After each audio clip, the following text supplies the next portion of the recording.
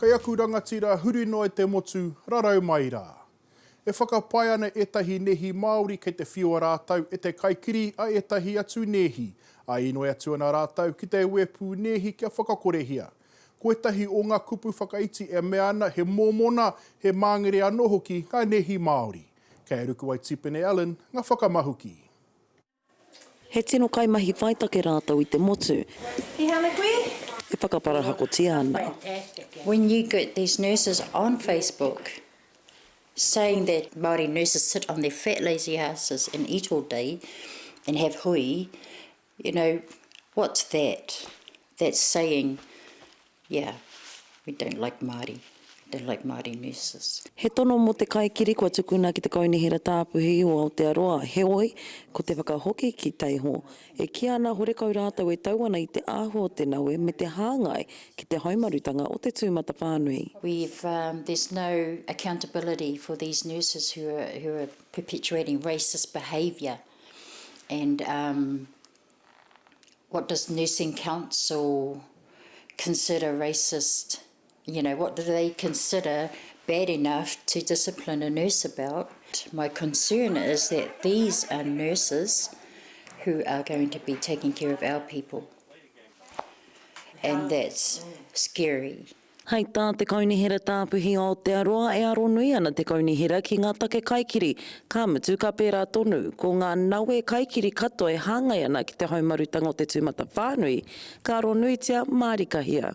He raupapa kua whakarite ai te kaunihira tāpuhi o Aotearoa kia mātou ki ngā ahurea kia hāpai I te mahitahi me te arotahi ki te Māori, ka mutu kia whakamahia e ngā nehi katoa ki te tiaki I a rātou tūroro. Atu ia ki tērā, ko te kaikiri he raru mo te haumarutanga o te marea. It hurts us because it's hurting our people, hurts us because it's hurting our whānaus, and it undermines us. It undermines us as Māori nurses who have exceptional skills. We're multi-skilled actually. I mahi ngā nehi ngā taumata ohiti he oti mo etahi nehi Māori I nui ngā utu. Putting ourselves on the line, our own health on the line. You have Māori nurses who will sleep in their car so that their family doesn't get infected. No mua rāno I te rāhui e nei utu. Māori nurses who have slept in their cars to save money on travel. You know, where I've been with a whānau all night. And that was to see them through the death of a kaumatua. You know, these are the things that make us unique and different. And these are the things that are important to us as Māori nurses. And to see us being undermined by racism. Kua tono e teiho tana naue ki te kai tātari kau te matua e tāri ana te whakautu. Ruku ai Tipene Allen, te ao Māori. Ko puanga kairau ko matariki rānei, hei rā whakatā o kaua ki Aotearoa. He karangai taunaki hea ana e tētahi o ngā rangatira o Taranaki I te maiatanga ake o te whakaaro o Premier Jacinda Ardern kia whai harare mahi moni anō te motu he whāngai anō hoki I te ohanga. Anei te pūrongo, a Kere Ama Rights. Ko oti te nuinga o ngā mahi I te wā o puanga. Ko puanga ko matariki rānei, hei rā mo te motu. Kua roa e ki ana, hea tēnei mea te aranga o te karaiti nei, ngā noho hararei nui nei ki tēnei motu. Hea no ngā tohu motu hake nei ki runga I Aotearoa tonu. E tautoko ana Rua Kere Hond, mātanga tikanga reo hoki no Taranaki, I te whakaaro kia noho ko matariki ko puanga rānei, hei rangi hararei ōkawa mo Aotearoa. Ka whakanuitia nei ko etahi rā, e whakanui ana I ngā tikanga I te ao Māori, kei te whakanui te motu, te tuakiri o te motu. Ka ara puanga ki runga o Taranaki maunga I muatata I te aranga o matariki.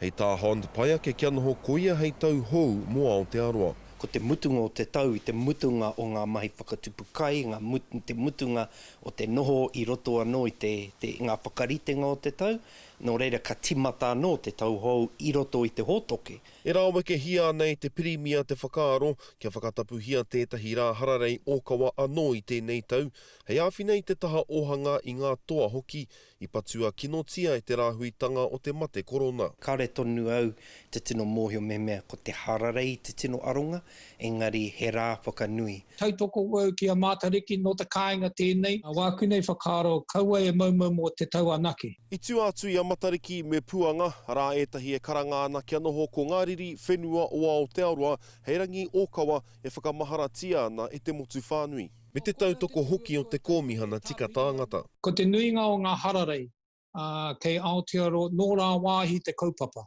Me whakanui a tātou i ngā ahurei, ngā rā whakaharahara, ngā whakapapa o te kāinga nei.